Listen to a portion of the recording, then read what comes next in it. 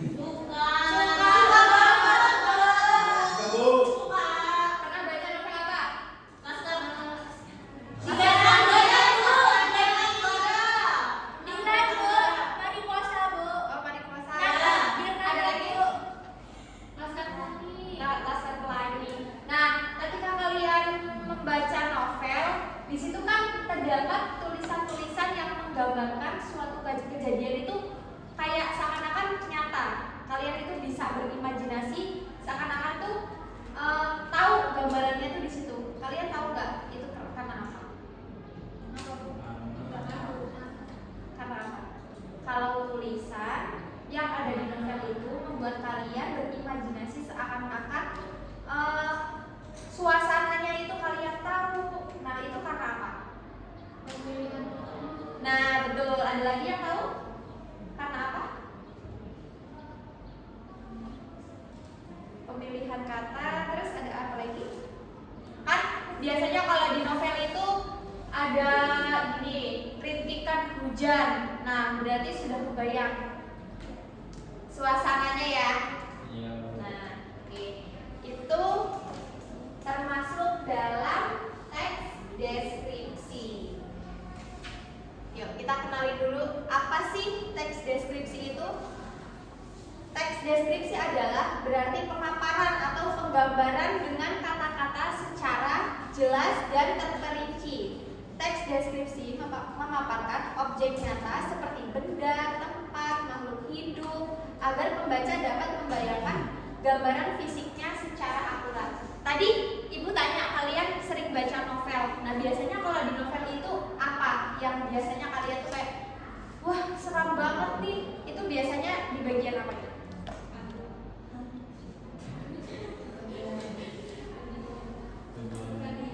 Ada kayak tulisan gambaran-gambaran. Oh, ini suasananya sedang sedih, sedang senang.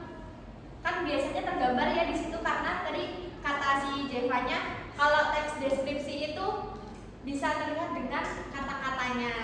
Nah, berarti dari susunan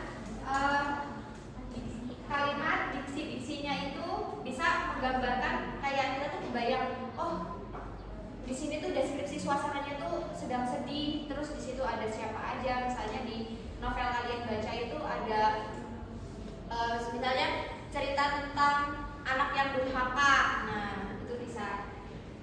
Terus tujuannya menggambarkan objek secara subjektif atau melukiskan kondisi objek dari sudut pandang penulis.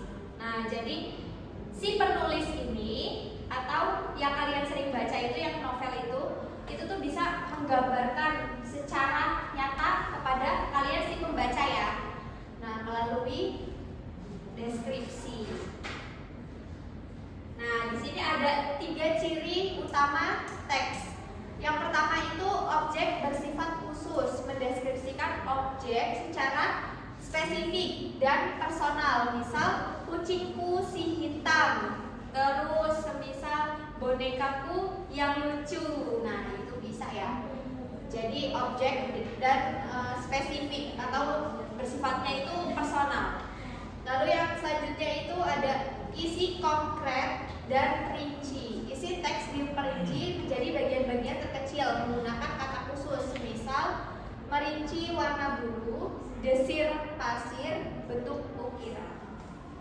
Yang selanjutnya sentuhan emosional, mengandung kata-kata dengan emosi kuat dan bersifat personal, bertujuan mempengaruhi perasaan kagum, haru atau senang pada pembaca. Jadi kalian biasanya kalau novel itu kan ada beberapa genre ya, kayak ada novel yang misalnya ada sad ending atau happy ending, itu kan ada dampaknya dari penyusunan kata-kata itu.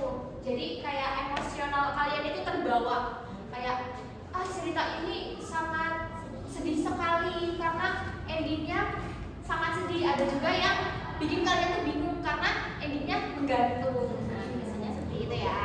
Iya loh. Nah, yang selanjutnya menggugah panca indera. Teks deskripsi yang mengandalkan keterlibatan panca indera pembaca melalui deskripsi sensorik yang kaya. Citra yang pertama itu citraan penglihatan, membuat pembaca seolah melihat bentuk, warna dan keelokan suatu tempat. Kalau diambil dari contoh yang sering kalian itu membaca novel, biasanya semisal novel Laskar Pelangi yang tadi Resa bilang sering baca Laskar Pelangi. Nah, itu biasanya menggambarkan secara nyata gimana sih kondisi sekolah di Laskar Pelangi itu seperti apa, sekolah pada zaman Belanda dulu itu ya. Lalu yang selanjutnya, citraan pendengaran menghadirkan tiruan bunyi alam seperti desauan angin atau riak ombak. Nah, kalian biasanya kalau baca novel ada kata apa gitu selain riak ombak atau desauan angin? Kicauan burung, Bu. Nah, Kicauan burung. kicauan burung. Apa kicauannya? Bukan ya. Bukan ini ya, bukan. Yang selanjutnya citraan perabaan dan rasa menggambarkan hangatnya mentari. Itu yang contohnya ya, menggambarkan hangatnya mentari atau hembusan angin yang sejuk.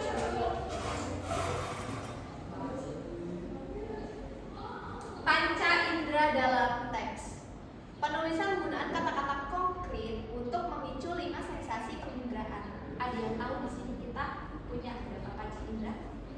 5. Ada 5. Yang pertama itu penglihatan, merinci rupa fisik dan warna objek. Jadi dari objek yang diamati oleh si penulis atau yang akan digambarkan oleh si penulis itu dituliskan secara nyata, warnanya itu apa, bentuknya itu seperti apa, itu melalui penglihatan. Lalu yang kedua, pendengaran, menggambarkan suasana melodi atau gemuruh bunyi. Nah, tadi yang sudah di-spill sedikit terkait kicauan burung ya, bukan kicau mania ya.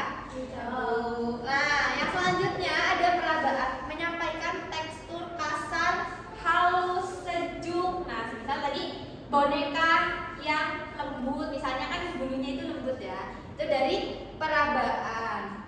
Yang selanjutnya penciuman dan pengecapan, menyajikan wewangian harum serta kelezatan rasa, semisal harum mewangi bunga mawar. Bunga matahari itu ada baunya. Bunga matahari kayaknya adanya kuaci ya. Galau bunga matahari, Bu. Galau bunga matahari itu adalah lagu Waisi.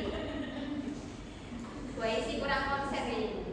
Nah, tadi kan udah ada pemaparan tuh terkait dari pengertian dari teks deskripsi, terus tadi ada kayak beberapa panca indera. Nah, ini kita langsung ke struktur teks deskripsi. Nah, di sini teks deskripsi itu strukturnya ada 3. Yang pertama itu identifikasi, yang kedua deskripsi bagian, yang ketiga itu simpulan atau kesan.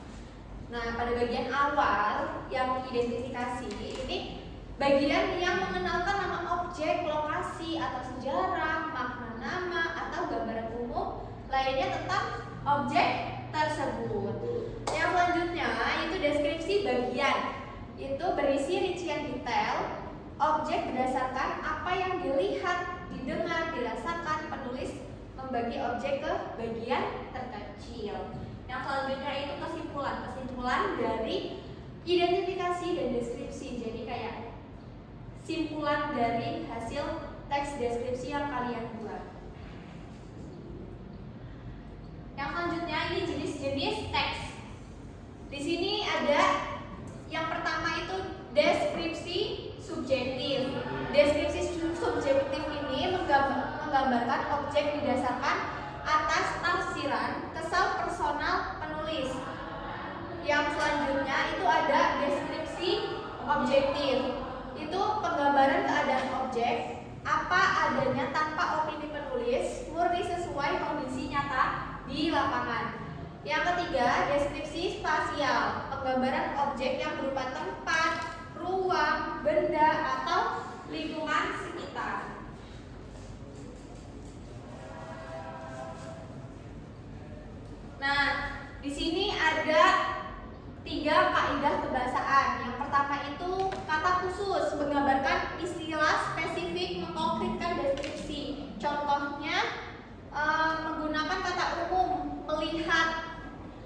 kata menatap, memandangi, atau menyaksikan.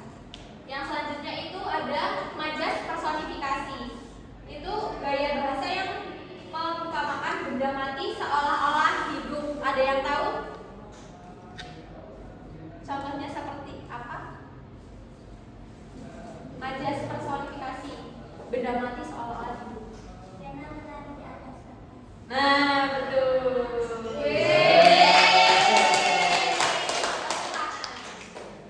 Yang selanjutnya kata sifat dan kata emosi yang kuat, menggunakan kata sifat untuk melukiskan rupa objek secara hidup. Contoh, pantai berpasir putih. Nah, ini langkah-langkah penulisan teks prosedur. Yang pertama itu menentukan topik terlebih dahulu. Lalu yang kedua itu tujuan. Nah, kita tuh harus menentukan tujuan dari topik yang kita pilih. Yang selanjutnya mengamati langsung atau observasi ya. Diobservasi dulu, diamati dulu secara langsung objek yang mau kalian amati itu apa.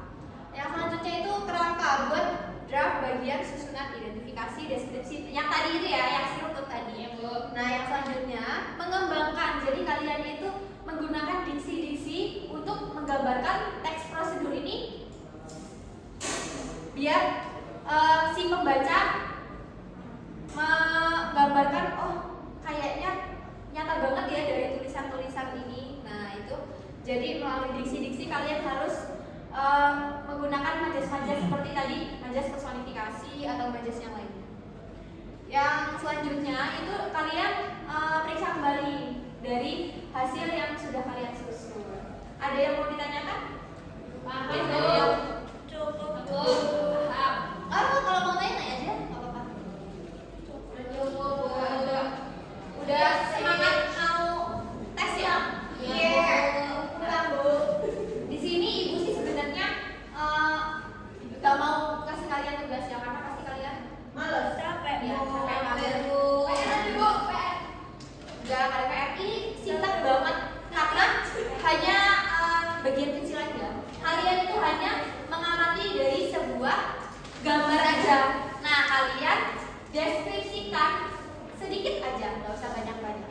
Oke, pasti di sini ada yang rumahnya lampu tengah? Ada. Siapa yang rumahnya lampu tengah? Saya. Neneng Bu, neneng ya. Adalah objek yang akan kalian buat teks deskripsi ya, silakan. Bu, ini di mana Bu? Jelek banget Bu. Ini ngomongan Bu. Gimana? Jelek banget Bu, ini di mana? Nah, ada yang tahu ini kondisi apa? Kolam.